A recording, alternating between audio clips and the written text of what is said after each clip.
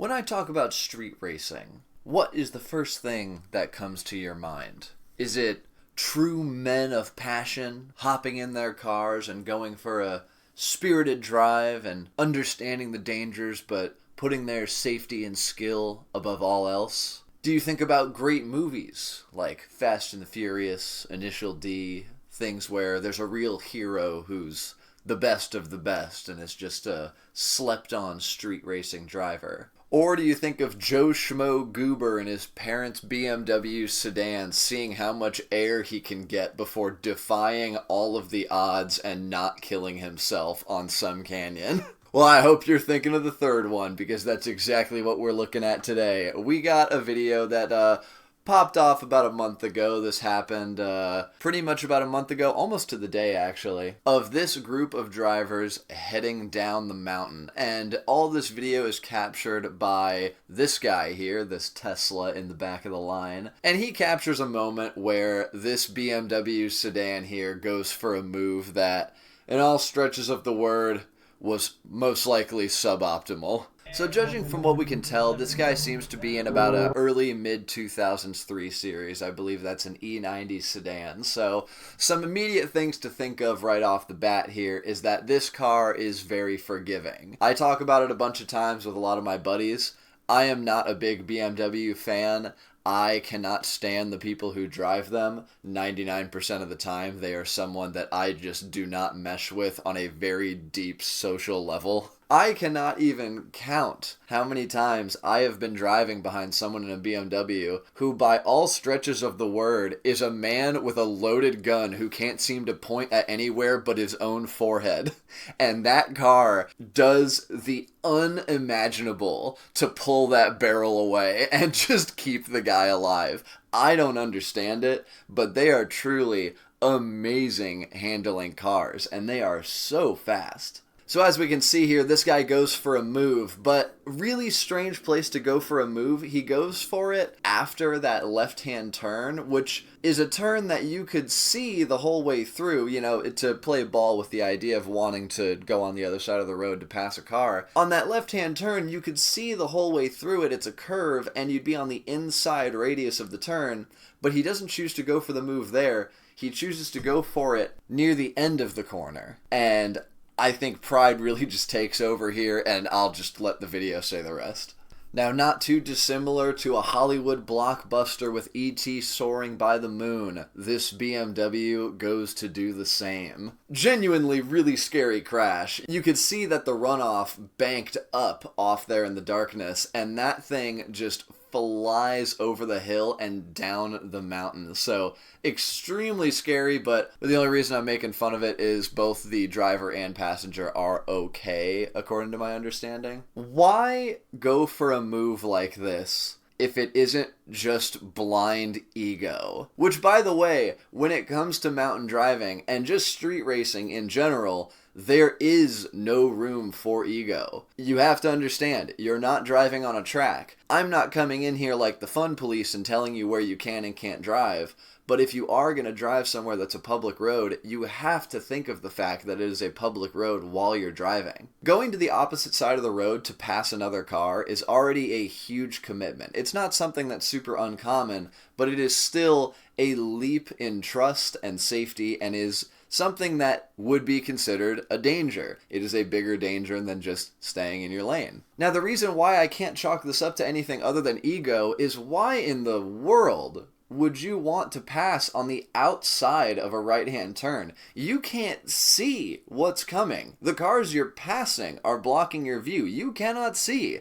You are on the outside, driving a further distance at a more awkward angle just to drive around some guys who you seem to think you're faster than, but then you're not, because you're still passing them in the corner. Like, it's dumb. So what I believe happened, based off what I can tell here, is pretty simple. The BMW just tried to keep carrying that speed to finish the pass while being on the outside of the turn in the oncoming lane, but I believe that he started to lose some grip, and my guess is understeer. He lost the front tires, so the car started pushing, and he panicked, got into those brakes, and got on that dirt since he had so little runoff to the outside since he was already passing on the outside, and just couldn't get the car stopped, fully lost control, and slid off the corner, and then subsequently over the hill. Extremely avoidable, really dumb way to go off and have a crash, but obviously everyone in the comments doesn't see it that way. This is a big mustard munchers propaganda. This is all a big smoke show from Big Lane to make you do less mustard. They're trying to silence the road users and keep us confined to our simple little lanes. But in all seriousness, obviously, I don't recommend people go jumping across double yellows and stuff. The majority of drivers are pretty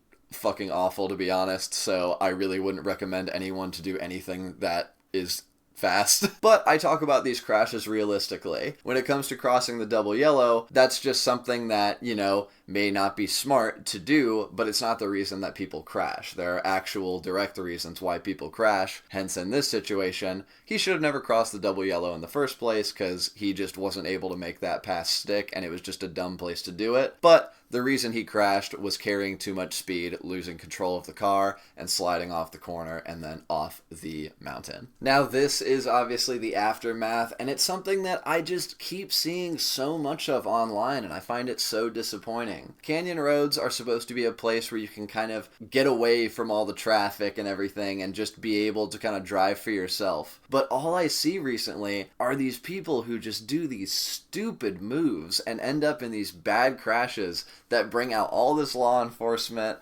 all these medical teams closing down these roads, and it's just super disappointing.